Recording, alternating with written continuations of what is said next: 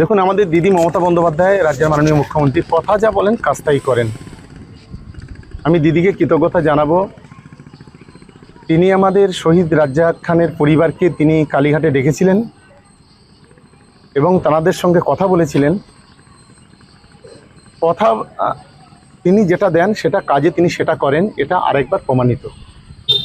নওশাদ সিদ্দিকী বিধায়ক তিনি বলছেন যে শওকত মোল্লা শুধু বক্তব্য দিলে হবে না, কাগজপত্র অ্যাপয়েন্টমেন্ট লেটার হাতে তুলে দিক, সেদিনই আমি বলবো।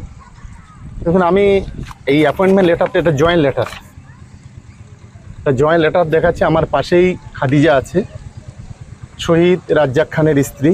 আমার বাঁদিকে রাজ্জাক খানের ভাই আছেন, আমার ডান দিকে রাজ্জাক খানের শালা আছেন, দুজনই আছেন, ওরাও দুই ভাই আছে। গোটা পরিবার আমার পাশে আছে, মেয়ে আছে।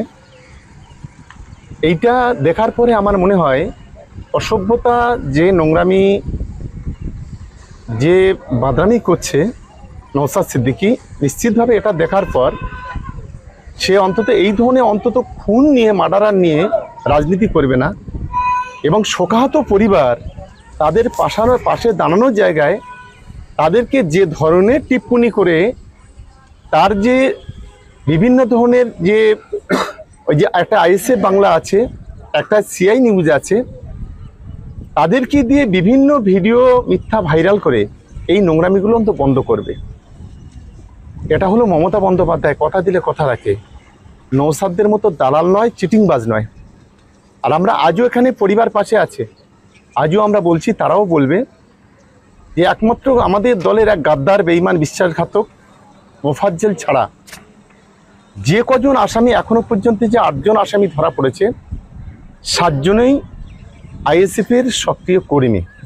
অন ক্যামেরা আজকে চ্যালেঞ্জ করে বলছি, ওর বুকে সেদিন আমি একটা দেখছিলাম যে নওশাদ বলছে যারা নাকি অ্যারেস্ট হয়েছে তারা নাকি আমার ঘনিষ্ঠ। আমি তাদেরকে চিনি না, তাদেরকে জানি না কাউকে, একমাত্র এই গাদ্দার মোফাজ্জল ছাড়া।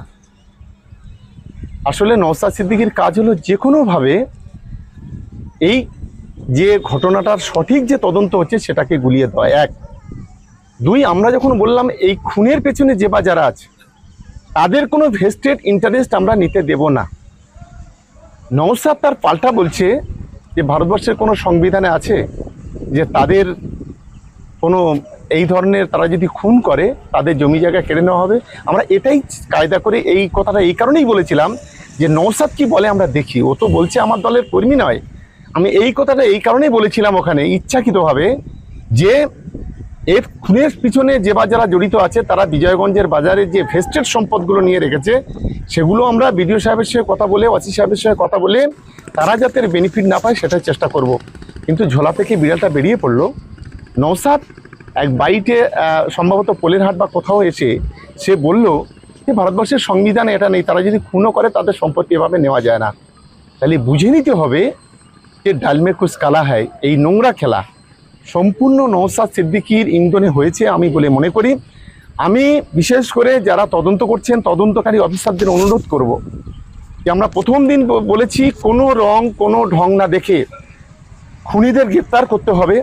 আমি এখনো মনে করছি যদি নওশাদ সিদ্দিকীকে কাস্টডিতে নিয়ে যদি জিজ্ঞাসাবাদ করা যায়, সঠিক তথ্যটা উদ্ঘাটন হবে বলে আমার অন্তত মনে হয়েছে।